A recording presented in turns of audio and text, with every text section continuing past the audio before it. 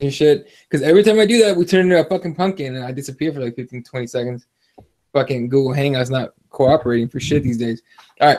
Welcome, ladies and gentlemen. We are the Keyboard Warriors, presented by RipTheWarriors.com. My name is Eddie Law. That's just Bakaba. That's Ray Kirby. On the it is fight week for UFC 234. So we got that coming up. Whitaker, Gaslam, and of course the future versus the past in Silva versus Adesanya. That's an exciting fucking fight. Not a lot, like a whole lot going down in MMA. We'll get to combat this. Well, I mean, do you guys want to talk about the whole Colby Covington saying he's going to sue the UFC? You want to start? He with said that? what? I didn't even know that. Wait, what? He going to sue the UFC for what? I think it was on MMA Junkie just the other day. He basically said because they're basically in breach of contract. Yeah. That, you know, he was a champion. They wrapped a belt around him, and he's not getting a title shot. So he's either going to get a title shot or he's going to sue them and make their life miserable, is what he said. That's just the fucking cutest thing I've ever fucking heard before. Let me tell you something, son. He needs to have a little summit with a guy named Randy Couture and another cat named Mark Hunt. End of story. I mean, that's just. I hope he's trolling. I hope he's not serious, because if he's serious, he is out of his fucking mind. First off, he was the interim champion. And I'm sure the UFC is smart enough to have some little loophole in there that basically says if you're the interim champion, that is the equivalent of being a shitbird. And that we can do with you what. Like, I don't think the championship clauses probably apply with the interim championship. I'm sure there's some distinction between those things, especially as far as contracts go with the UFC.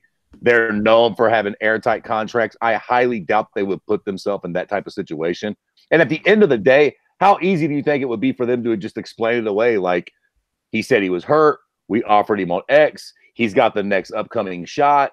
Blase, blase. Like, Colby Covington isn't a bit more going to sue the UFC than the goddamn man on the moon. Yep. So yeah. Also, was that fucking meme? Somebody I did see it though. I did see, like, I seen the story where, like, Colby said he's going to make their life hell. Okay, Colby, what you gonna do is make your own life hell. What you gonna fuck around and do? Okay, then let me ask you this, Fred.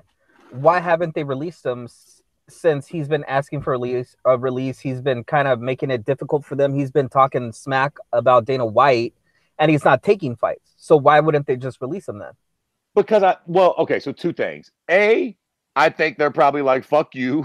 We're going to cash in on the cow that we're not just going to let you go to Bellator. You're out your fucking mind. It ain't that simple and easy. You're going to fight for us, whether you like it or not, or you'll never fight again. How about that?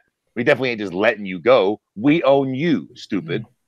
Yeah, not two things. One thing. I think that's it.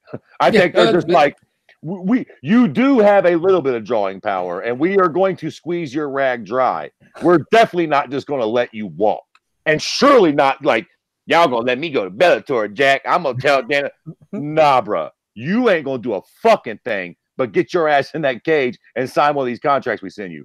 Again, or your career's over. So do you think that eventually we'll see an announcement where it's Colby Covington fighting, insert, top 15, top 20 guy here in Brazil or something?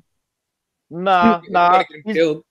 He's got a big enough name. I think we'll either see him against a super, top contender or fighting for the belt, if he gets his shit together. Well, I'll tell you this. He's not taking any fights besides a title shot.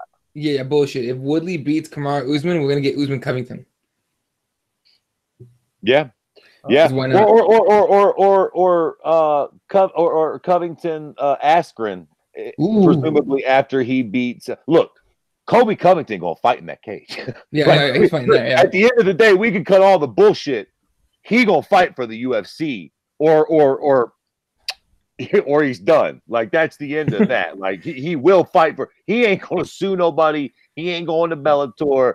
Ain't none of that. He can get all that shit the fuck out of his head. He can tweet whatever he wants. But in reality, what he gonna do is fight in that UFC cage in 2019. Yep. I don't know against who, but he gonna lace up his boots and get in there.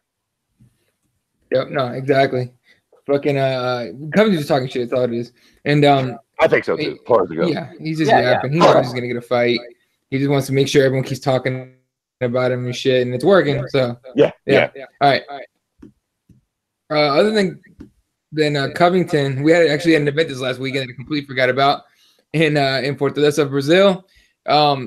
Let's talk about your boy Marlon Moraes there, Jesse. Hell yeah. Magic. Dude, what the fuck? Is that new? Or that has always been his nickname? It's always been his nickname. It's terrible, I know. Magic Marlon Moraes. Okay, well, fair enough. All right. Fucking made pretty quick work of fucking the Sunsao. Last fight they had went on, I think, was it a main event last fight? I don't know if it was a main event. It might have been. But it was his debut, and it went all 3 rounds. So no, I guess it wasn't a main event. Right. It went 3 rounds, and then Sunsao pulled off like a split decision or something like that. Some super close shit. And then Marlon Moraes is like, "No, fuck this shit. I'm finishing her in first round." Great fucking fight. And then after the fight, he goes, "Yeah, the reason I had to finish it quick is I really had to take a shit." Like, where's Marlon? And then my fucking stream cut out, so I didn't get the rest of the post-fight interview. Was he calling people out? I just watched the fight, and then I had to get ready for the Super Bowl, for my depressing Super Bowl, so I had stuff to do. That's right. Rams lost. That sucks. Anyway, Marlon Moraes there. Fred, next up at 135 for TJ. Nope. That's cute. He had a great performance. And listen, I get it. He's coming off of 3 wins. 4. Oh, okay. Excuse the shit out of me. 4. And he avenged the 1 loss that he had in that little loss. So, look, all things being equal, what should happen? Yeah, Marlon Moraes should get the title shot at 35. But fuck that. Them were the good old days. This ain't the days of the Fertitas and Joe Silva. You understand me? This is the days of money fights. And as long as, goddamn it, Cejudo's out there shooting his little Mexican mouth off and pulling out fake snakes and wearing horrible suits and putting his goddamn medal on, that's the fight that we want. No. Is that the fight you want, or is that the fight you know they're going to make? Because there's a difference. For me, it's both. Really? Yeah, but I'm not letting Cejudo get away with that bullshit. Y'all motherfuckers, I understand that y'all are flying the Mexican flag in Texas and all that kind of bullshit like that. That was some bullshit that he pulled. That was the biggest. That was cue the fucking soundbite for Habib. #1 bullshit. This is #1 bullshit. Is this turning into another Frankie Edgar situation where he beats BJ Penn and everybody's like, nah. That was lucky. Come on, let's see it again. Let's see it again. I can't stand you sometimes. No. God damn it. As much as it pained me, Frankie actually beat BJ over 25 fucking minutes. Twice. Not that first fight. Not that first fight. Well, no, yeah, but he still went to decision with him. It was 5 rounds of action that we had to look at. But this goddamn fight ended. I fucking took a sneeze and lit my blunt and the fight was over. I'm like, what the fuck? Okay. Look, that's the sexy fight. All things being equal, all jokes aside, Marlon deserves it. He deserves it for sure. And that's a good fucking fight, him at TJ. But for real, personally, I feel like there's just unfinished business with Henry. I don't give a shit whether it's at 25 or 35. I want to see him run that back ASAP. And look, if the little cute cocksucking Mexican prick comes out and does it again, I will come on here and eat my fucking crow as I do most every cocksucking week about the shit that I'm talking about. Well, but I will give. I'll need 2. I'm fuck that. That was a lucky one. You do it again. I don't give a shit if it isn't 50 seconds. Sorry, TJ. There is lightning does not strike twice, my G. Look, man. Chris Weidman. Look, if it's at 125, I won't be surprised if Henry knocks him out. If it's at 135, I don't think Henry knocks him out. But okay, but that's the question here. Do we want to see this at 25 again, or do we want this at 35? No, 35. Fuck that. Henry put a piece boat. 25. 25. What? Goddamn it. Listen, goddamn it. If Connor can get the treatment for the exact same rematch, then goddamn TJ can too. He wants the rematch at 25. He wants you pricks to stop sullying his name and saying that the weight cut caused it. It was caused because the ref got gun happy. No, dude. What the fuck? Hey, Cejudo dropped his ass 3 times. Oh, get the fuck out of here with the Come 3 on. Hey, what's TJ's company? Is that who's sponsoring Fred now? Fighting? The fruit. No. It's like the seasonings. The seasonings. Whatever it is. Yeah. I got a snake tattoo on my neck. There you go. Okay. No, see, that's the important question to me. Because if you're making the fight at 35, it shouldn't happen at 35.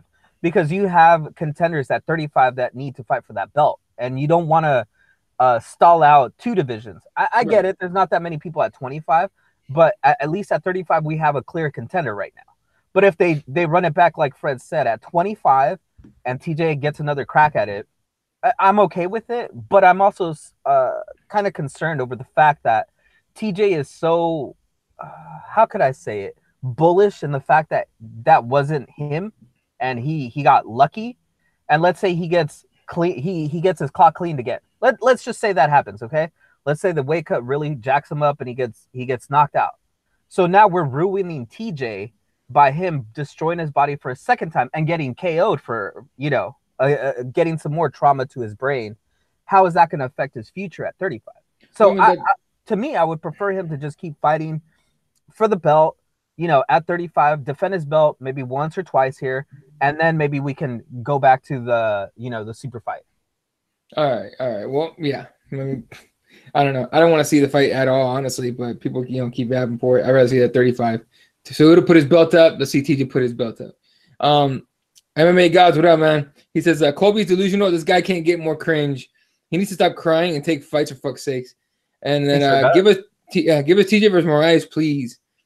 Yeah, I hope so. And then Joey Tremendous, what up, dude? Says the Spider returns this weekend. Yes, he does. We'll talk about that in a moment here. Jose Aldo, we had a Jose Aldo sighting on fucking Saturday. TKO finish of Renato Moicano. Rough for the UFC because Moicano's one of their up and comers, I would say, or he's one of their shinier stars. But Fred, with Jose Aldo not being able to pull off like a any like impressive like wins lately, what do you think of this one? Great. This was a great win. I think that this almost might have been even better for the UFC in a weird way, just because Jose's already a known star, so he gets a little shine on him.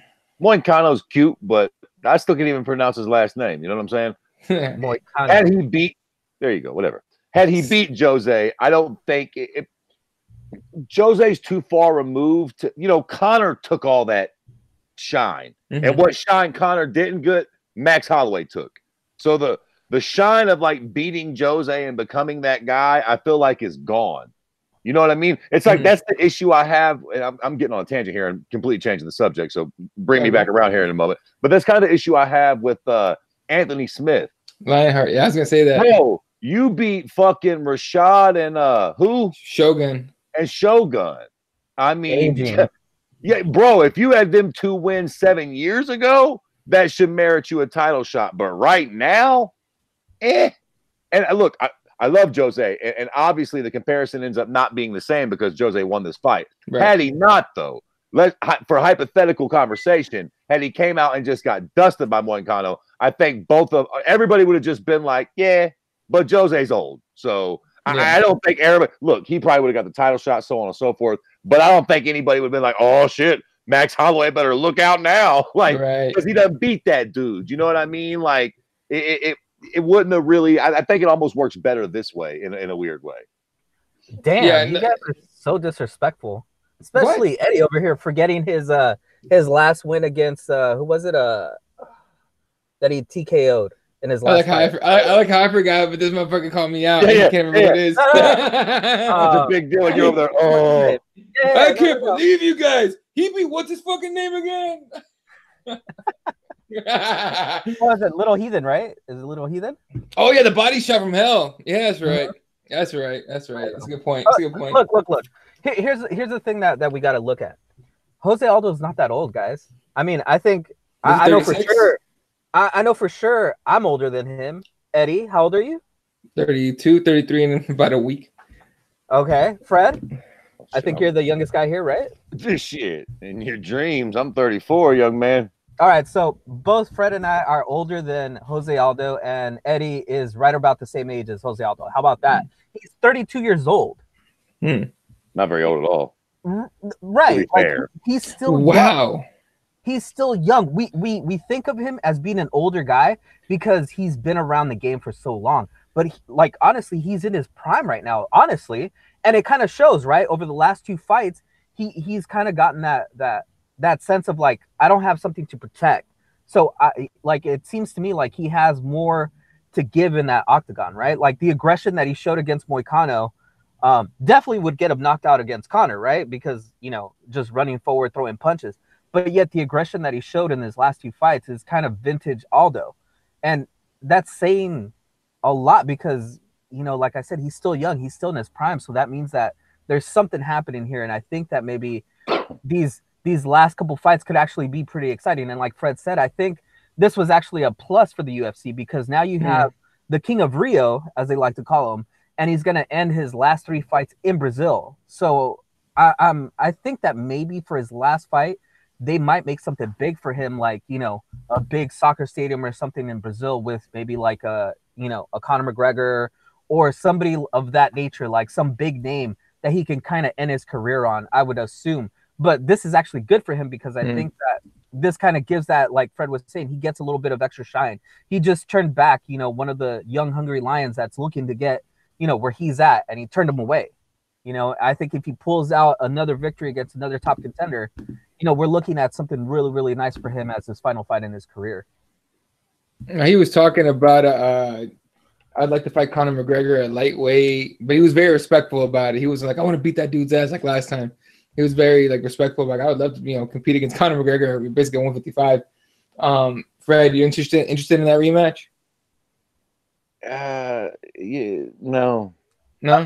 Okay, No. let me frame it like this, Fred. Would you be interested if it's a 155 fight and basically Conor gets another title shot or just kind of gets back in the win column and it's like a big blowout, like maybe not Brazil, but maybe like a Madison Square Garden or a T-Mobile Arena, like a big event where they can kind of sell this fight, you know, kind of send off Jose Aldo, whether in a win or a loss, like on a big platform. Give him that red penny night. No, I don't know.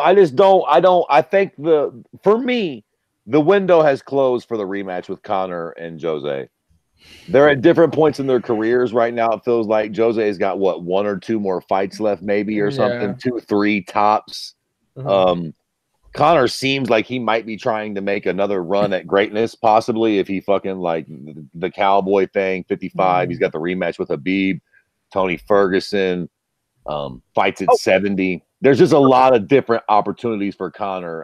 And you know, go ahead. Sorry, Fred. No, real quick on that, a real quick tangent. I don't know if you guys saw, but it looks like Conor has been training at a different gym over at, what is it, Florida? AKA in Florida. Yeah, I did hear that. Atlanta, actually, I think it was AKA Atlanta. Yeah, it's an AKA affiliate, right, or something like that. Yeah, something like that. Okay. Affiliate in Atlanta, supposedly. An AKA, we're talking San Jose AKA affiliate.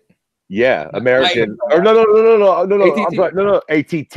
American. Okay, I was gonna say. ATT. I know there's like not AKA. I know there's AKA Thailand, but I know there's no AKA Florida. All right, fair enough. ATT.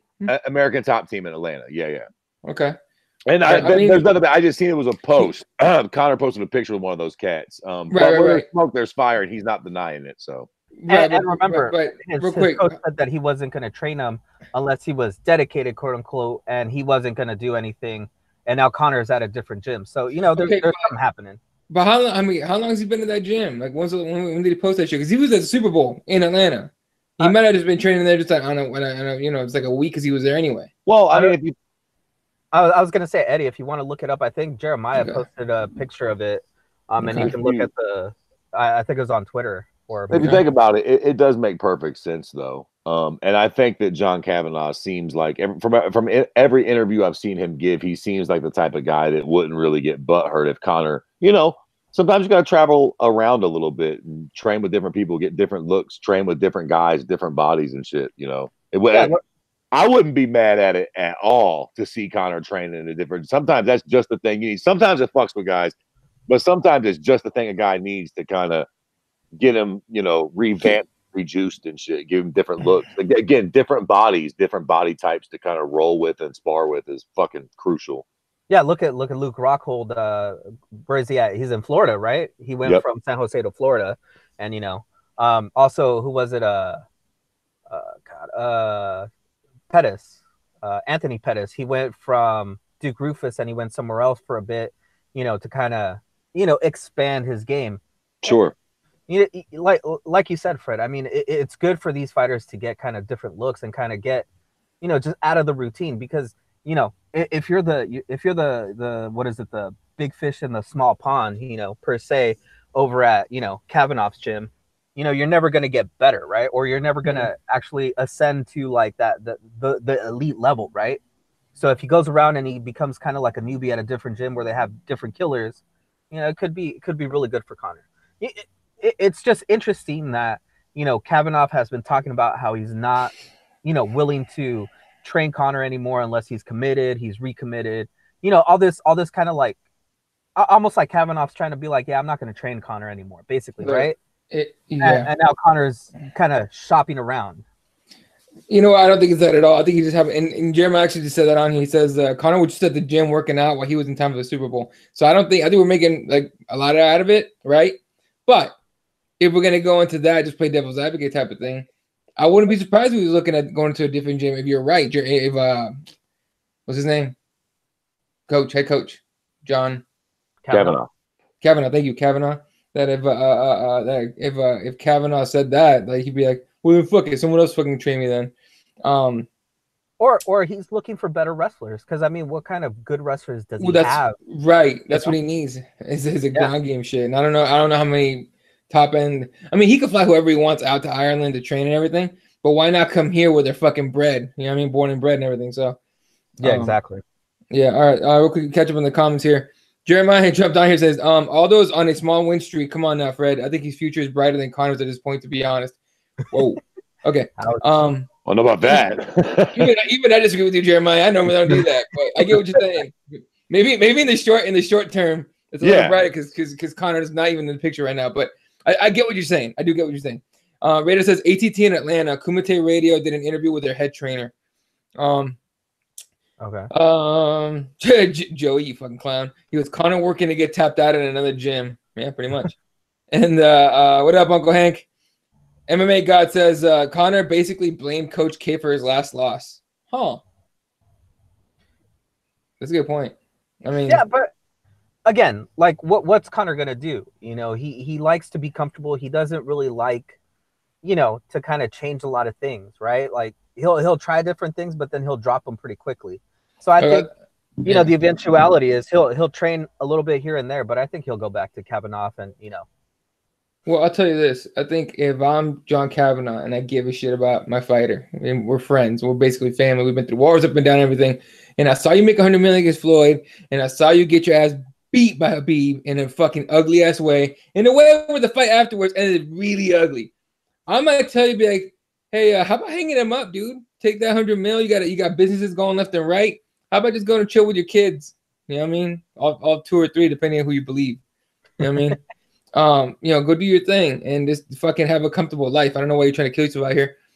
But Uncle Hank says maybe Coach Edmund can help Conor. Come on. Damn. That's a name we don't want to hear in this sport ever again. Yeah.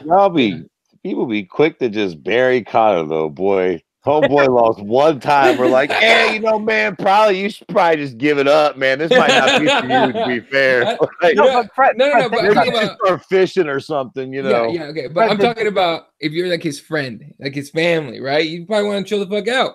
But if I'm Conor, Conor's a fucking wild motherfucker. He's probably like, no, fuck that. I need to get that back. So I'm not surprised if he was looking somewhere else. What's up? Did you guys see that or hear that interview with Trevor Whitman on the MMA Hour this week? No, I don't. No, I don't listen to that show either. Oh wow, I can't, dude. Look, I like. All right. Anyway, I like Luke Thomas. I actually like Luke Thomas. All right, people get mad at me for it, but I like Luke Thomas because he doesn't give a fuck about pissing you off by saying like real shit. The other one, the nose, says shit he has no clue what he's talking about and pisses everybody off. Speaking of shit like that, side note, did y'all hear Cowboy? Yeah, it was a channel they called Cowboy. He was like, fuck Ariel. Dude, what happened? So I just found out today that Ariel was talking some shit, but I don't know what he said. Exactly. He basically said something about like that Cowboy, like I guess he had voted Cowboy as being like a top fighter and all this stuff, and then he was like, I'm changing my vote, like he's not that good, or like it was something along those lines where he was kind of like throwing shade at Cowboy. Well, I think it also had a little bit to do with the Conor fight. He was saying that he felt like Cowboy was being hat in hand, like I'd be honored for Conor to fight me, and I guess to Ariel's credit, what he meant was saying that Cowboy should have been a bit more cocky and been like, "Hey man, you'd be lucky to fight me too." Blah blah blah. Like Cowboy shouldn't have been so hat in hand. Like, "Oh, thank you, Mr. Connor, for taking the fight. I'm happy to have a red painting night." But to everybody's point, the narrative has been, "Screw you, Ariel. That worked because it looks like that's the fight we're going to get." So Cowboy just being genuine and being like, "Hell yeah, I'd love to fight Connor. I know I'm going to get fucking paid. I'll take that fight in a New York minute." It seems like that might have worked a little more than maybe trying to be like, "I'm the fight." You can't Nate Diaz every situation. You know what I mean? Like Nate did that and it worked because that's how fucking Nate does. Like Nate was exactly. That's why it worked. This probably worked for Cowboy because Cowboy was being genuine. Cowboy's just a fucking little ignorant hillbilly that likes to fight. Like he's like, cool. If I could get paid $100 million, I love it. That I'd be honored to fight fucking Connor. Like he's not lying.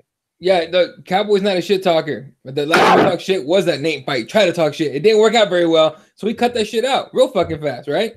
Right. So, I mean, I get what I get it, but no, I think for Ariel to say that shit is retarded. Like, do you think that maybe being on ESPN is going to hurt Ariel in the long run with him trying to be something that he's not? Like, because it seems like Ariel's trying to be more vocal and trying to like express his opinion that we all know that he kind of really doesn't understand what he's talking about, right? My guy, listen, he's always been trying to be someone he's not. That's been from way long ago. No. But I'm saying much worse now. Like it's almost like he's trying to be Chael, like he's trying to be Stephen A. Smith. He's trying to be Max Kellerman. He's trying to be Will Kane. He's trying to be Skip Bayless. He wants to be that guy that goes hot ass takes that people tune in to watch and hate on. That's what he's trying to be. But that's the formula that sells. Look. I don't hate Ariel as much as you got. Like all bullshit aside, I've never hated dude, but like real talk, he did fuck up leaving MMA fighting, in my opinion. Yep. I think his world was the internet. I think I don't blame him. I think that he kind of peaked there and he thought like, fuck it. I'm trying to go be, you're right, Skip Bayless. Like the next step for me is TV. They're going to ESPN. I'm about to fuck it. But I don't think he translates well to that world. It ain't for everybody. I think him doing the MMA hour on MMA fighting, I can't front. I fucked with it. I didn't love him as an interviewer, but he got the right people. He knew the right questions to ask, whether he had people writing them for whatever the magic sauce was. I fucked with the MMA hour. I would go there. He got the right people, the right time. It's weird now. I tell you what, since that happened, I used to watch the MMA hour and Luke's live chats, both more than I watch either one of the new MMA hour and Ariel's new show now, if that makes any sense. Yeah. Like I just kind of liked them like that. And I watched both of it. Now I don't really ever hardly watch Ariel shit. I catch the MMA hour when I can. But it don't feel right. Ariel's not a great fit for me for that arena, really. Right. He was the internet guy. That's what he did well. That's what he built. And I'm not hating on him. I get it. His natural progression would be to move to ESPN from the online world. Right. But I don't think everybody's built for that. Like he should have just stayed. He should have known his role and stayed there. But you know what, Fred, I think the other problem is that he, like me and Eddie were just saying, he's been trying to play this character and trying to be something he's not. And I think you can tell when someone is successful at being genuine and being, successful what they do. Like what Eddie pointed out before, Karen Bryant, she started just doing podcasts, doing interviews, doing all that stuff. And now she's transitioned to being kind of like a staple at the UFC, on the desk. She's really, really good at interviews. She really knows her stuff in MMA, but she doesn't get the hate when she transitioned from, her podcast over to, being on TV. Like she didn't get like all this, like, I don't know, like all this bad vibes coming her way, like it was more like everybody was kind of happy that she made it. And instead it seemed like Ariel made it and everybody was kind of like, nah, like they kind of stopped messing with Ariel. You know what I'm saying? Yeah, look, people, first of all, just real quick, people still hate Karen Bryant for the dumbest reasons. Not dumbest reasons, people have their reasons, but like there's not, her style is not for everybody, I guess, or for some people who just don't like it. But actually people actually really hate on her. Like I know some people that like hate on her and like throw out specific reasons because of her career and the way it's gone and everything. But that's for another podcast. But look, regardless, the thing with Ariel is he's doing like he's seen what Max Kellerman and I'm gonna fucking cut this out quick because we need to get back on point. But Max Kellerman, when he was doing radio in California, was very just like a radio guy, just calm and everything. He get a little hype, that's about it. You know what I mean? Doing the boxing stuff, he get a little hype too. But not like he does now, right? Like right now, when he's arguing with Stephen A. Smith, his voice gets so high. I mean, it gets like puberty croaky, like cracky high, like straight up. You're just watching it. I'm like, why are you screaming at me right now, motherfucker? Just make your goddamn point and move on. But that's what Ariel's trying to do, and if that's what he's trying to do because he thinks that's what's going to sell, that's his own hands. Do I think he made a mistake going to ESPN? Yes and no. Yes, because you're right, Fred. The internet was his fucking spot. The only time you saw Ariel's numbers tank was when Joe Rogan decided to do a podcast at the exact same time as the MMA Hour. Right? That's the only time I saw a tank. And I enjoy watching that. Like Ariel's numbers would be up here, and then Rogan starts, and all of a sudden he just goes like this, and like I loved watching that because it's hilarious to me. But not the worst thing to do because look, man, like I said, take care of your family. They're paying you money to get TV. Go do it. You know what I mean? You want to take that risk to do ESPN Plus with Chael Sonnen? Go for it, dude. Like as like a career and as taking care of yourself and your family, go do your thing. You know what I mean? Like people always go, "What do you hate Ariel so much?" Like that. Don't dislike him as a person as much as I dislike what he does, how he does what he does. You know what I mean? Like back in the day when he said he still does sometimes, like criticizes like fighters' techniques, and I'm like, bitch, I ain't never seen you throw a punch once. I ain't never seen you go for a takedown once. How about you shut the actual fuck up? Like, So when he was talking, when I heard this thing about Cowboy, I'm like, Ariel, you're doing it again. Stay in your lane, bitch. Keep that fucking microphone real close here, dumbass. But anyway. Hey, Eddie, you want to turn this back onto the road here since we got so deep into the weeds here? I'm bringing it back. What are you saying, Fred? Real quick. No. I just want to hear what you guys think about the fact that what was it, Trevor Whitman, going back to the whole Cornerman thing with Conor and everything. Trevor Whitman had a great point on the MMA Hour talking about how when you have that connection with your fighter, you really know what's best for your fighter. And like Eddie was saying, you get that kinship with somebody, you get like a personal relationship with somebody, and sometimes what you think is best for the fighter isn't what the fighter thinks is best for him. And Trevor Whitman was talking about when he stopped the fight for what was his fighter?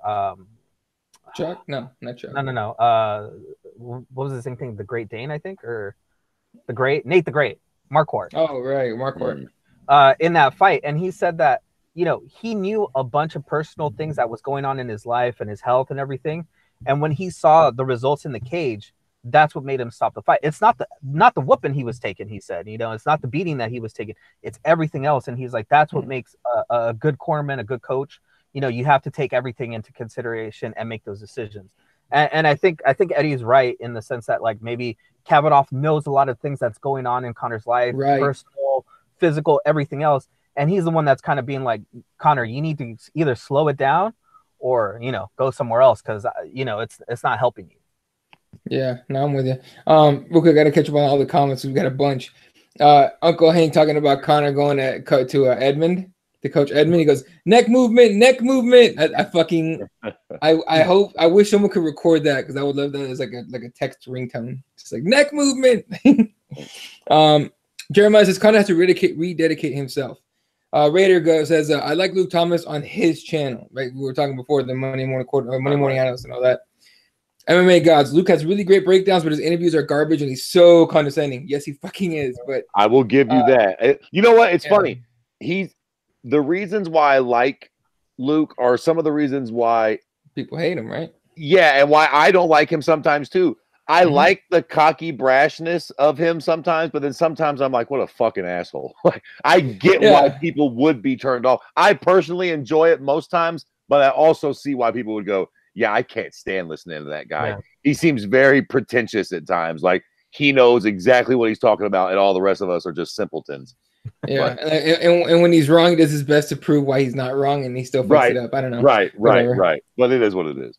Yeah, shut up, you donks. I'm like, what the? God damn it, dude, Luke, shut the fuck up. Anyway, Raider says he's condescending towards his own viewers, which has always bugged me, and sometimes I will turn him off because of it. Exactly what we're talking about. Luke's full of himself. ESPN is exposing him. Talking about Ariel. Raider says this. ESPN is exposing him. Jesus is right. Ariel is a beta, Uncle Hank. Damn, dude, you're on a roll today.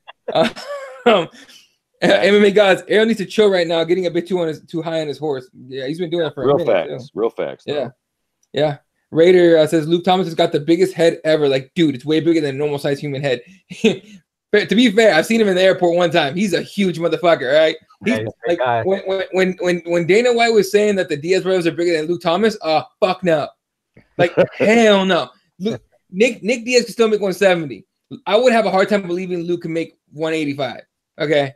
200. Like 200. He probably maybe. Yeah. But he's a big, massive dude. Like, straight up. I mean, big dude, perfect size for a Marine, but Jesus Christ.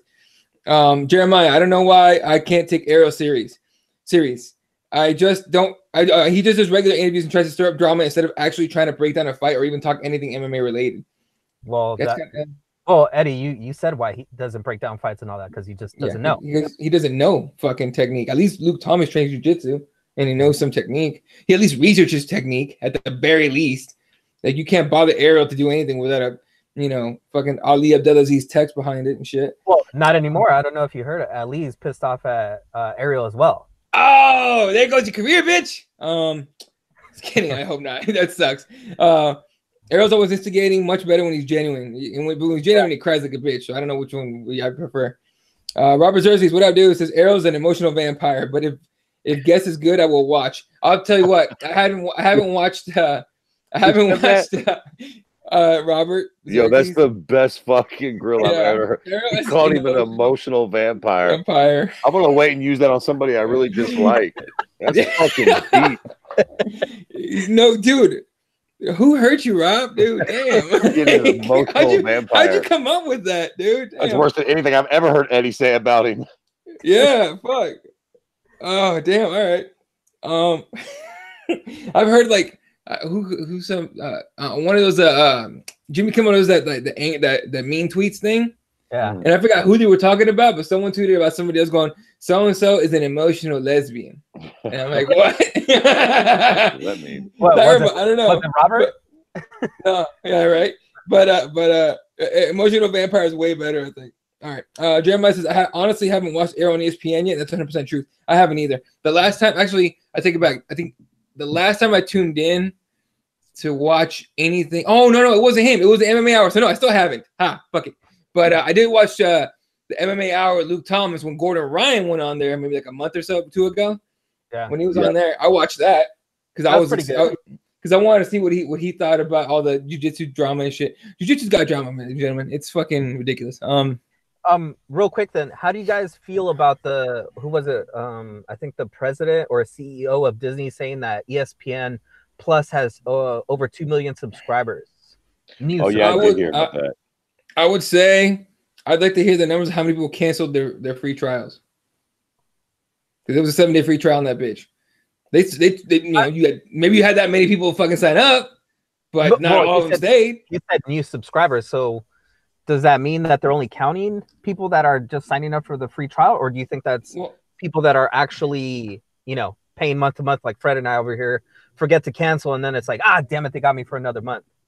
Yeah, I think it's people that signed up that day that clicked that free trial. They just count as a subscriber because it's technically subscribing because you are subscribing. So wait a minute. Okay, wait a minute. So hold on though. What are the numbers for this right now? Does anybody know how many subscribers do they got? 2 million or something, or 2.5, or what are we talking about? Okay, so I because for me, you're testing my memory, but I think they said they had something about like 500,000 subscribers beforehand, and now they're saying that they had over 2 million subscribers added to over the last month or so. I believe is what he was saying. New to the service. So I don't know if that means they're maybe like at about 2.5 or maybe like 2 million total. So maybe like 1.5. I don't know. But you know what I'm saying? Like Eddie is saying, are they just counting those people that made up a email address and then, got that free trial so they can keep going after free trials, or what? I mean, maybe, but I might be fucking on an island here. I feel like those numbers are representative of what it should be. And I think they're going to go up. I think by the end of 2019, it'll be at like 3 million subscribers. Well, think about this. They just announced More. that. They just announced that on ESPN Plus they're gonna carry the NHL, which is kind of a big deal for them. You know, Dude, it's $5 a month, and you get what?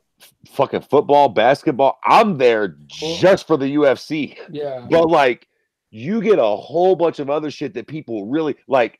That DAZN shit, those fucking boxing matches with fucking those Russian pricks you can't fucking name, and Bellator fucking European cards, and the most of it. It's cute. Rugby and shit. It's cute.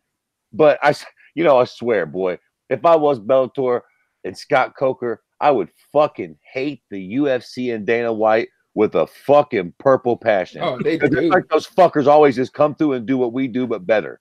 And Dana White's even like a bit of a better looking version than me. Bigger, if I'm Scott Coker, bigger, better looking me and shit. They fucking got DAZN, which is a good find for them. But ESPN Plus is like all that and more. Like they got the NHL, they got real sports. You're gonna get to see like NBA games and shit, right? Like, I think it depends on what channel they're on. But if you have like if you're a cable subscriber and you hook that up on there too, you can watch everything on there. But if you're not, you have ESPN Plus, you get a lot of like cool shit. It's not like you're not gonna get LeBron James every night, but you're gonna get some good shit. Right, but you will get some NBA and NFL games, right? Right. And I think they got some kind of deal where you're going to get but that dude, any game in the NFL is going to trump most everything that's on the zone. Like it could be the fucking whoever the fuck, the Cardinals or whoever I don't watch the NFL anymore, but whatever team, the Bengals versus whoever the fuck, and it's still going to do gangbuster numbers. You know what I'm saying? Like you put a fucking NHL and NFL and a NBA game on this app, and it's going to crush whatever the fuck, short of a fucking big boxing match or some shit. Let me ask you guys this: have you guys been exploring the ESPN Plus app? Yeah, so I was about to say that right now. Like I'm on that shit almost daily now because I'm watching the 30 for 30s. I've been catching up.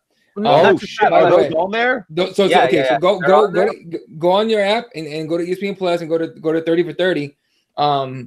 Watch all the Tyson ones. The one about Buster Douglas beating Mike Tyson was like, what the fuck, dude? And then there's a bunch of like combat sports stuff on there. What up? No. I was gonna ask you guys. I don't know if you guys noticed, but they actually have UFC pay-per-views on there. Yeah. You can watch the replay of McGregor Habib on there. Right, and the Amanda Nunes Cyborg fight is on there. You can watch that. There's a lot of pay-per-views. So 10-second clip. Here's my question to you guys. What is Fight Pass gonna do, or how can they evolve and change to make it worth people still being subscribed to Fight Pass? Because obviously now we have a lot of events and we have some pay-per-views on there, and we're gonna get a lot of content on ESPN Plus for $5 a month. So how is the UFC gonna justify $10 a month, or what is it? Is it 10 or 15? It's $10. It's $10. Yeah. That's a good question. I think, to be fair with you, are we getting any original programming on Fight Pass now? Yeah, you still get EBIs, you get small. No, okay, I'm sorry. I take that back. Scratch that. I didn't mean original programming. Original UFC cards. Oh. I think we're getting at least one, I believe. There's at least going to be a couple, I believe, that was in the plan, because there's so many events, but I don't know how many for sure. I do believe there is going to be some. Here, let me look it up. Or Eddie, if you want to look it up. Yeah, if one of y'all can figure that out, because if there's no actual live UFC events on Fight Pass, I'm glad we're having this discussion, because y'all give that back to the Indians. I'm not paying $10 a month for fucking the EBI and the UFC's backlog catalog, Jack. The only reason I'm at Fight Pass is for all the fucking content that they're apparently about to give ESPN Plus. And if that's goddamn it $5 cheaper, Fight Pass, y'all can go on and cancel Daddy Fred. Yeah, no. So the only reason I saw Fight Pass, and whoever knows how to do it can do it, is because you can watch the you know how they do like early prelims are on like ESPN Plus or whatever now, and then sometimes they'll be like, if it's pay-per-view for example, it's still gonna be on fucking Fight Pass. The early prelims, I'm pretty sure. But someone correct me if I'm wrong. Let me know. But the ESPN portion of the prelims is still on cable. I cut the cord like 2 years ago. Like I haven't had cable in fucking forever. I do still watch the ESPN prelim cards. on Fight Pass. All right. You want to know how? Right. Get at your boy. But it's still very doable. So okay. MMA God said just pay-per-view prelims on Fight Pass. So for like 234 on Saturday, the prelims. Right, but this is the early prelims. No, there are some that are going to be on Fight Pass. Like this weekend's prelims are going to be on there. But the ones that are tied with ESPN in some way, those are going to be on ESPN. So even those even if they're pay-per-view, they're still going to be on the ESPN app. So yeah, like Fred said, we're losing some of them to ESPN, but there's still going to be stuff for prelims that they're going to want you to go over there. By the way, here's a list. They've got MMA, kickboxing, the submission, BJJ, boxing, because Roy Jones Jr. boxing is going to be on there, Muay Thai, and Lethwei, if you know about Lethwei. Yeah. I mean, all right, look, Fight Pass has a lot of shit, and just us talking about it right now, I'm starting to count up how much money I spend per month on these subscriptions, and I gotta go back and review what the fuck I have. I have way too much shit, but yeah, they need to switch prices. It seems at this point. Or what? I remember that they had said they were gonna do a deal where you could get like $10, you could get ESPN and Fight Pass in a package. Do that. If they do that, I'm doing it. If they do that, I'm doing it. Do that. That's what they need to do, because right now I can't really justify paying $10 for Fight Pass and $5 for ESPN Plus. ESPN Plus has got all the goodies. Shit. I mean, if I was balling on a budget, I'd have to. It wouldn't be a thing. Fight Pass, it had to go, dog. Yeah. So that's probably a really smart idea. Y'all will get my 10 if you do them both like that. But if not, I'm probably about to say fuck Fight Pass, because I mean, shit. If all they got is the earliest of prelims, man, ain't nobody giving too much of. I'll catch them shits on Twitter from somebody or something. Like, I'm not paying $10 a month for fucking 3 early prelims once a month. Y'all are out your goddamn mind. All right, so this is the last thing here on this thing. I just found an article. Disney says ESPN Plus has 2 million paid subscribers, but streaming is still losing money. And the reason for that, and I'm pretty sure, is that they're trying to compete with like Netflix and all that. Right. And it's not going well at all. So that's probably why they're losing money. But regardless, I don't think it's 2 million paid subscribers. I think it's like 2 million people that subscribed, and like maybe like 1 million and change that forgot to cancel. You know what I mean? And some that actually use it. Like I use the fuck out of it. So yeah. I use the fuck out of it. Remember, like, real quick, remember the ESPN Insider shit? You had to, like, for like NBA, like trade rumors, you had to buy ESPN Insider. I had ESPN Insider for like 2 months, and then I fucking cut it. I was like, it's not worth it. Well, ESPN Plus gives you all the insider shit, so now I'm like all on those rumors and shit for fun. But all right, real quick. Now we have to move quicker on the Brazil card. So Jose Aldo wins. I know we went way past that shit. Jose Aldo is the finish. We'll see what happens next one. Damian Maia finishes Lyman Good, first round submission, and he not called out, but he's like, I'd like to fight Michael Chiesa. I'm okay with that. Charles Oliveira subs David Timur in the second round. After getting out, his eye gouged out almost. Yeah, holy shit. Yeah, right. And then Johnny Walker seems like he was a star of the night, getting that first round TKO, I think it was, or knockout. Yep. And so he was like the star of the night. So that's a guy to keep an eye out for sure. All right. Let's talk about this weekend because we're starting to run out of time here. All right. So this is a pay-per-view card. Early prelims are on Fight Pass. The regular prelims are on ESPN, and then the main card's obviously on pay-per-view. Early prelims have guys like Lando Venata on there. Jalen Turner's on there. Prelims on ESPN.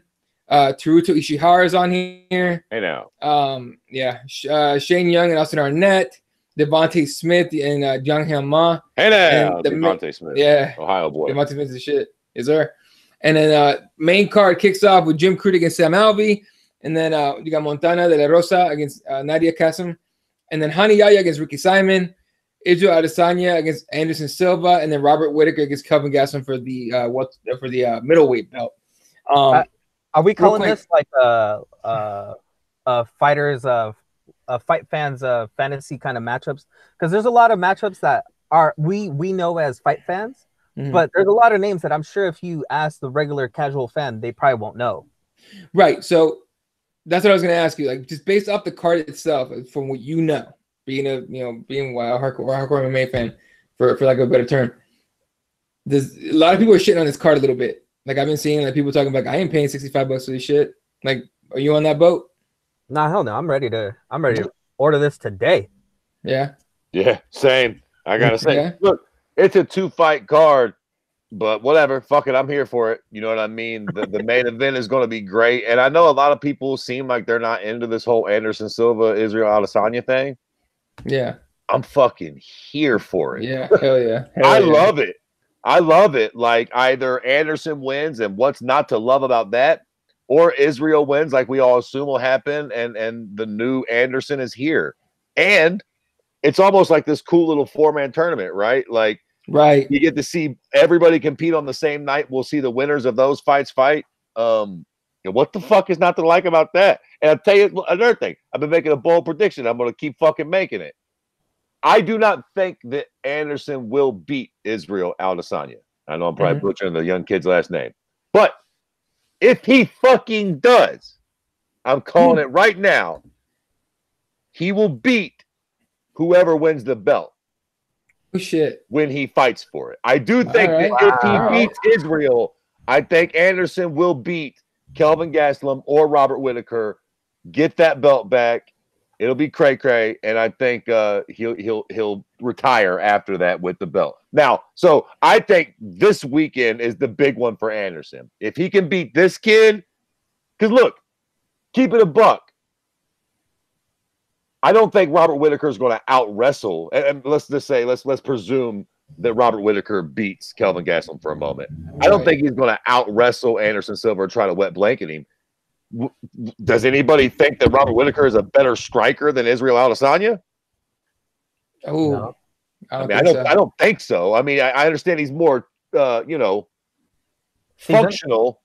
Seasoned. You know what I mean? But like, far as creativity and explosiveness, I think that if Anderson can get past him, I think he can outstrike Robert Whittaker. And I surely think he can outstrike Kelvin Gastelum. Could he get caught by either one of those gentlemen? For sure. But if he can somehow find a way to not get caught by Israel this weekend, hey, Jack, y'all better stop fucking with the spider. Plus, it's going to be one of those weird things where I think he's just going to have this weird adrenaline, knowing, like, if he beats Israel, it'll be that weird Rocky moment. I swear to God, fucking Robert Whittaker ain't gonna have nothing for Anderson Silva in that last fight, Jack.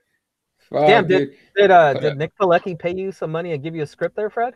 No, listen, I'm just saying I think that this is the I don't think he beats Israel. But I'm just saying if he somehow pulls some magic off and knocks Israel out with some crazy spinning shit, I'm on the fucking train. I'm riding it all the way to the retirement home. I'll tell you this. I'm pretty sure, and I forgot what the number was, but it was like Anderson's a deep underdog as far as the numbers go. What is it? I think it's plus or whatever, like 2 something or 3 something. All I saw the number, I was like, it's plus. Holy shit, really? Like that much of an underdog? Like what the fuck? For sure, put some money on Silva. You never fucking know with that dude. He gonna front kick. He gonna front kick from hell or some shit. Catch a young buck and put him down. But you never know. I mean, he is Anderson Silva. He's old. That's what I'm saying. Like, fuck, he's not. He's not fucking Randy Couture yet. Jesus. Right. So I'm just like, hey man, y'all about to jinx this young cat. Like, let's go ahead. I'm gonna go put some money on Anderson Silva real quick and pay out. Watch this shit happen. Listen, to keep it a buck, and I know we have to go before too long. I don't want to dwell too much on this, but like, I've heard a lot of people say. I think even like Chael Sonnen was making the point that Anderson has never fought a striker as good as Israel Adesanya. And that could very well be true. Probably true. Probably true, especially in MMA. Maybe in kickboxing is different. But listen, that's a two-way street. Israel ain't never fought nobody who's even remotely close to the striker that Anderson Silva is. So, I mean, the young kid is going to have to test his mettle too. I think he will win. I think we are all right about how good he is. But lest we get too fucking completely out of control with this and just assume that Anderson Silva is going to get killed by this young kid. I mean, who's the best striker that Israel has beaten MMA? Derek Brunson? Oh, Jesus, that's probably true. I mean, Anderson's a little long in the tooth, but at the end of the day, we're going to find out a lot about Israel in this fight, too. Anderson is still fucking Anderson. Look, if there's anything about the fight game that we've understood in the last, 10, 20 years, you know what? Specifically in the last 10, okay? A seasoned veteran might not be able to out-wrestle you, but those little details that motherfucker's been doing over and over and over and over and over again, those are automatic for a seasoned vet, okay? He's going to find that he's going to see some flaws in your game and take advantage of that shit if you're not fucking on point. And not only is Israel not a vet, he's a young kid. He's young in the game. He's still, I mean, he's not like a complete rookie, but he's a young guy in this, man. So Fred, would you consider Simon Marcus a good striker though? Or are we just talking MMA? Who? Oh, I mean, who is Simon Marcus? He's a great in kickboxing. He's a pretty big legend over there. I mean, I look, if he's a fucking legend, I'm not familiar with the cat, but I mean, I'm sure he's a good striker, a great striker if he's big in kickboxing. Look, the reality is you just can't compare those things. They're so completely different. Once you get into MMA, like, look, Habib is not a goddamn better boxer than Conor McGregor. I don't give a shit the fact that he punched him in the face. If they were in a kickboxing fight, Conor McGregor would beat the dog piss out of Habib. The fact that you can throw in takedowns is what allows DC to knock out Stipe. I mean, it is just a completely your hands and your posture's all fucked up, worried about other things, and people thunderstrike the fuck out of you when you're not expecting. It's just a whole different ball of wax. So, you know, Anderson's a great MMA striker, like, and they're going to be in an MMA fight. So that's what makes this one interesting for Israel. No, for sure, man. Look at on the YouTube comments. MMA God says, yes, early pay-per-view prelims only for us Americans. Okay, all right, yeah, because I think the early prelims go for somebody else elsewhere. Regardless, Jeremiah says Anderson versus Adesanya has the potential to be one of the greats. 100%, I agree. Very well. MMA God says first high-level striker for Adesanya in the UFC. I got Israel, and he says that Anderson's a 475 dog. Plus 475. I mean, that's a ridiculous number. Oh, there you go. Yeah, that's big. That's big. That's a lot of value right there if you're better. All right. I'm not good at betting. I'm not a big time bettor, but that's a good one. It does make sense though. I'm sure the money's pouring in on Israel right now. Who's fucking betting a lot of money on Anderson at this point? I mean, it is a long shot. I mean, if you're a big fan, we can make all these points, but at the end of the day, from the outside looking in, it looks like Israel Adesanya is Anderson 2.0, right? I mean, that's definitely the general consensus.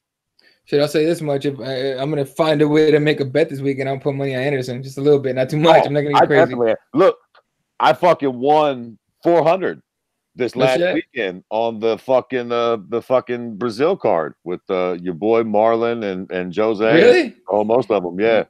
Was it Jose a plus dog as well? Well, yeah, he was. But see, man, I did a parlay and I did all finishes. So I picked Jose by finish, Marlon by finish, Damian by finish, Johnny Walker by finish, and then whoever the fuck else was in there.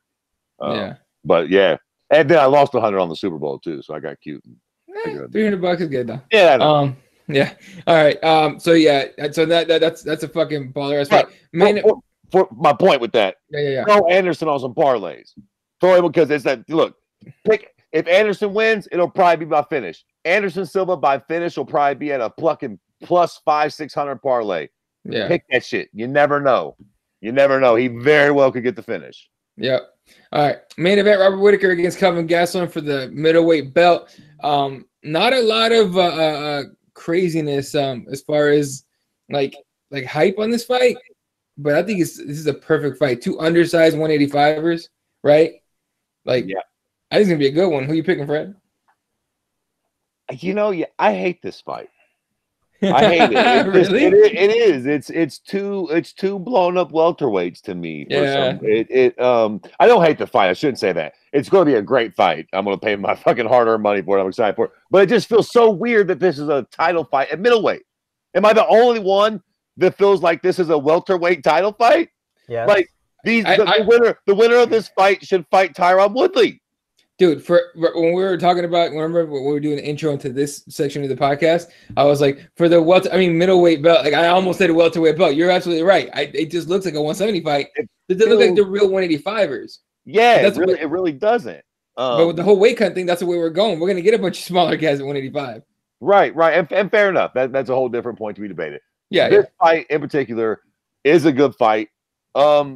Look, you know why I hate those fucking breakdown shows? Because it's a bunch of fucking jerk offs saying the same goddamn thing over and over again. Like anybody that watches the sport, you can glance. Now, look, could you go into specifics about Robert Whittaker's fucking takedown defense and Kelvin? Yeah, sure. Who gives a shit, right? At the end of the day, we know kind of what it's going to look like, right? Kelvin Gastelum's going to be trying to land that big fucking grenade of a hand. Yeah. If that don't happen, he'll probably try to resort to the wrestling or the fucking, the old Randy Couture fucking fighting in the clinch thing. Robert Whittaker will obviously try to stay on his horse, keep the fight at distance and pick him apart.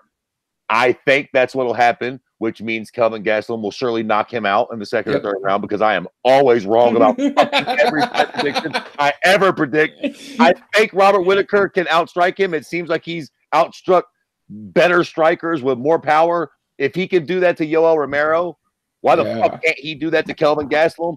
Again, that probably means Kelvin lands that punch and knocks him out, and we have a new champion this weekend. I guess I'm picking Robert Whittaker by either late stoppage or, you know, a pretty convincing decision. All right. I wouldn't put much fucking faith in it, boys. Right. MMA God says Kelvin has been an underdog his whole career. Don't sleep on him, but Whittaker will probably get it done. Yeah. Well, I don't know. Jesse, who you picking? And new. Ooh, shit! He's finally back on the team. Welcome back, Jesse. Yeah. Before I'm not accepted into Mexico when Trump kicks us all out. You know, I gotta get back on the team. Get some cred. Get some street cred. I like Kelvin Gastelum on this one. I like pressure fighters. I've always been a big fan of pressure fighters that don't gas out, right?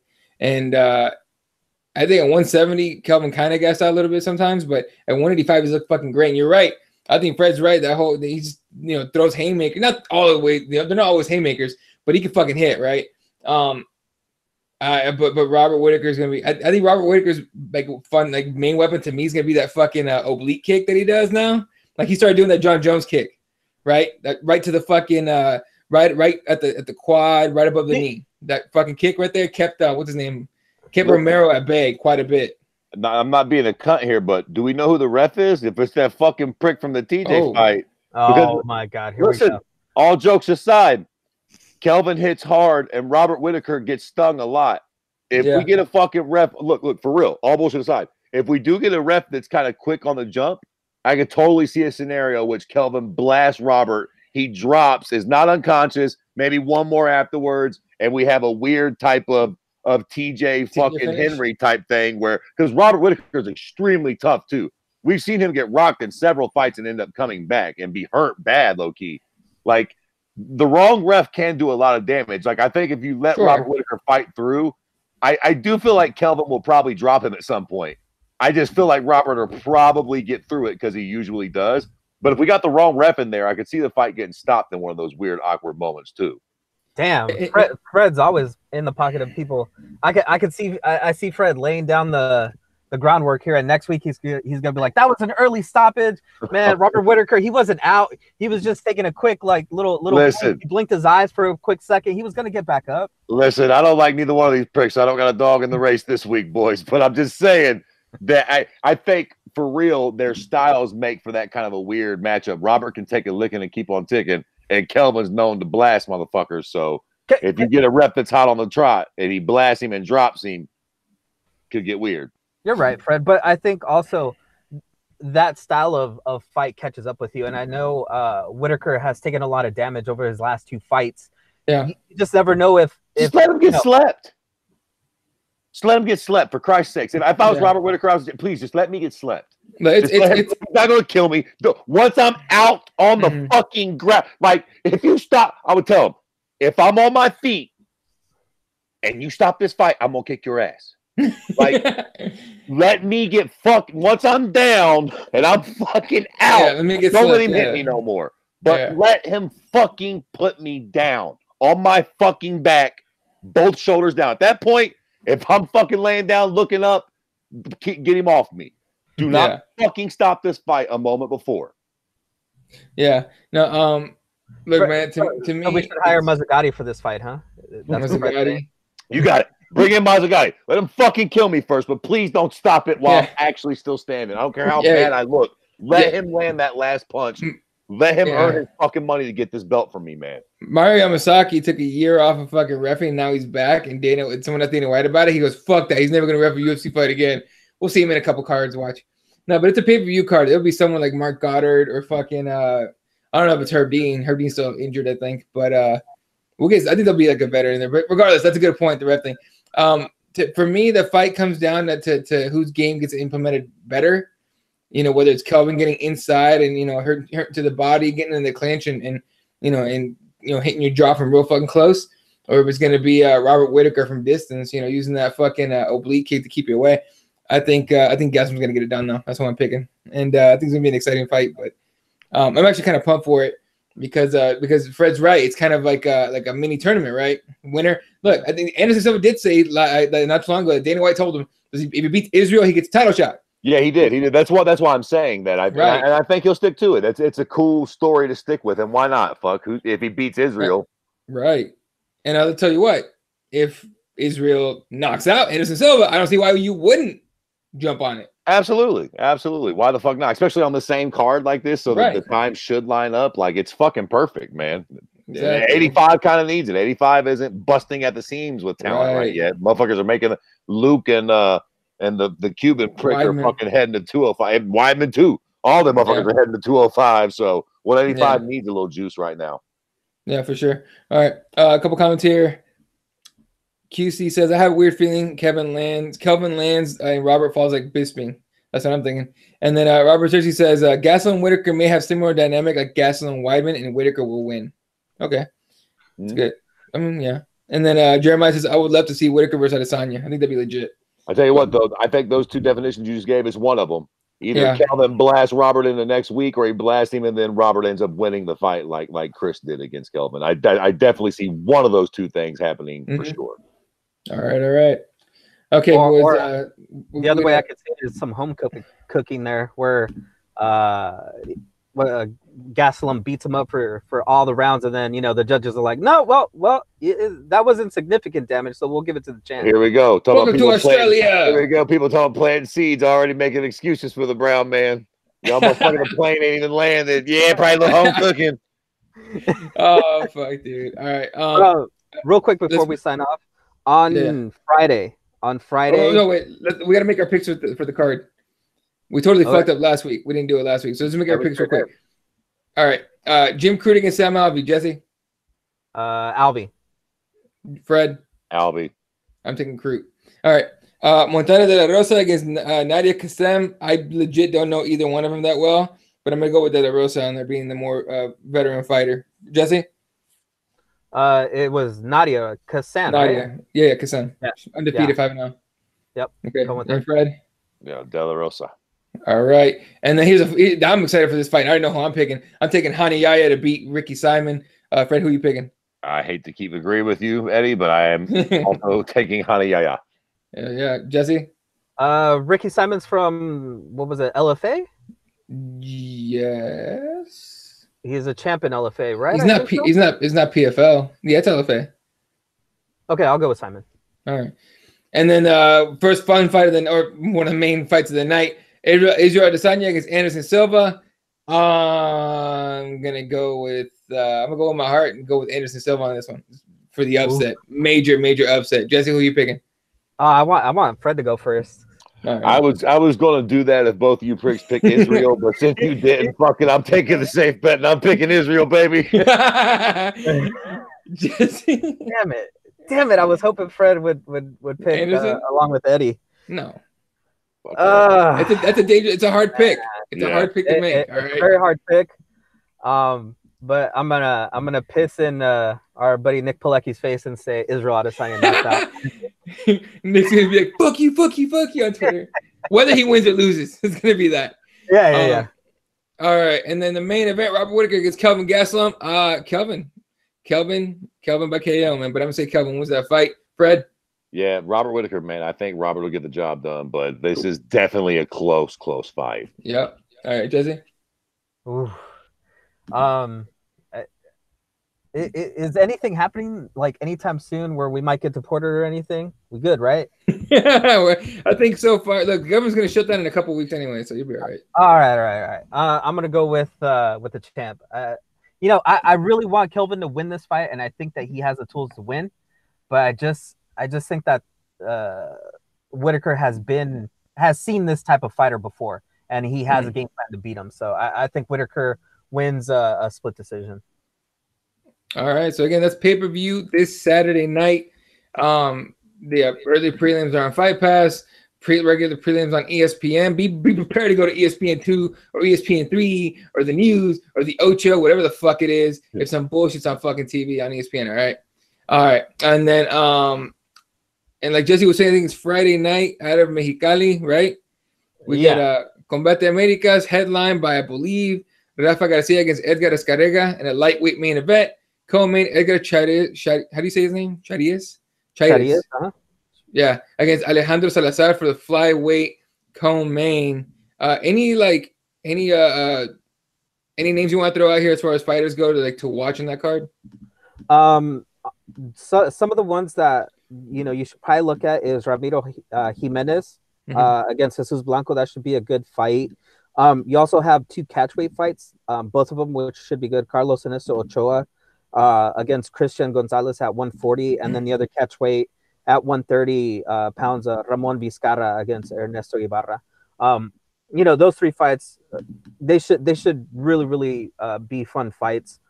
Besides the main event, if you can tune into DAZN, you can put it on mute because they're not going to have El Nino doing the commentary this week. It seems like it. So yeah. El Nino's doing work for ESPN, so doing his thing. Yeah. But it starts at 10 p.m. Eastern time, making it in 7 p.m. Pacific time. Look, man, again, I know we don't go into super in depth on the Combate Americas cards. We really start doing that, and we probably will. But if you want action fights for all those fuckers that go, stand him up, stop humping each other. These are the fights to tune into. These fuckers throw fucking leather like crazy. All right, so especially the girls. All right. Yeah. All right, last quick check of the headlines before we head out. Let's see. I was talking to you guys about Vanderlei Silva told I forgot what the outlet in Brazil that he has several concussion-like symptoms, meaning possible CTE and all that shit. So that looks like Fred was saying before the podcast, he's like, oh really? No way. Yeah. They rescheduled Glover Teixeira against Ion Cutelaba for UFC Miami, which I'm actually kind of curious about UFC Miami. It seems like anything in Miami has a little bit of different flavor to it. So I'm a little curious about that. Apparently, Daniel Cormier, what up? Oh, sorry. Really quick, I forgot to mention this Saturday, if in fact anything happens on the pay-per-view, something not so exciting, or maybe something exciting, and you want to switch to something else, Gervonta Davis is fighting Reese on Showtimes on Saturday. So Gervonta Davis, he's a badass dude. So if you get a chance, go check him out.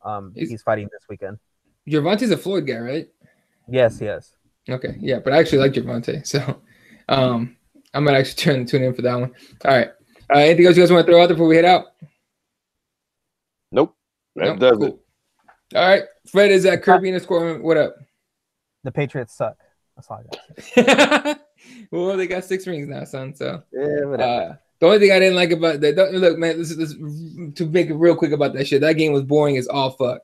Have a good night, dude. MMA guy saying good night to everybody. The game was boring as shit. The halftime was worse. At the end of the game, you were kind of like, okay. I mean, at least I was. I know you weren't, Jesse, unfortunately, but I was kind of like, yeah, fuck, thanks. Who cares? So like, okay. Shout out to Eddie, though. Yeah, right. He texted me right away. Hey, you okay? Yeah, I was right on there. Like, hey man, you all right? Like, it kind of sucks to lose it that way, but at least, like you said, at least you weren't blown out. But I just got annoyed. We were talking about before the podcast, like Patriots fans going like, no one believed in us. We were underdog. Shut the fuck up. No, you weren't. You have Tom Brady. You'll never be an underdog. Next year, you won't be an underdog if you have Tom Brady. If you don't have Tom Brady, you might get underdog status. But till then, shut the actual fuck up. All right. All right, boys. That's going to be it for us tonight. Again, Fred is at Kirby_MMA. Jesse is at SPW 18 1983. Yeah, I always fuck that up, dude. No problem. Like, I've been doing this we've been doing podcasts for years now, and I still fuck it up. And then I'm at Ela31. The show is at Keyboard MMA. Thanks for fucking with us. We're on iTunes. We're on fucking YouTube. A couple things, something coming up with the audio thing. We'll let you guys know as soon as that's done. But might be doing something here with Cage Side Press. Would be cool. And then shout out to SpicesPros.com. Use Keyboard MMA throughout the month of February for 10% off. And then repthewarriors.com. Hit that shit up. All right. For myself, Fred, Jesse, we love you guys. You guys are the shit. All right. Have a good night. And good night, Wilshire.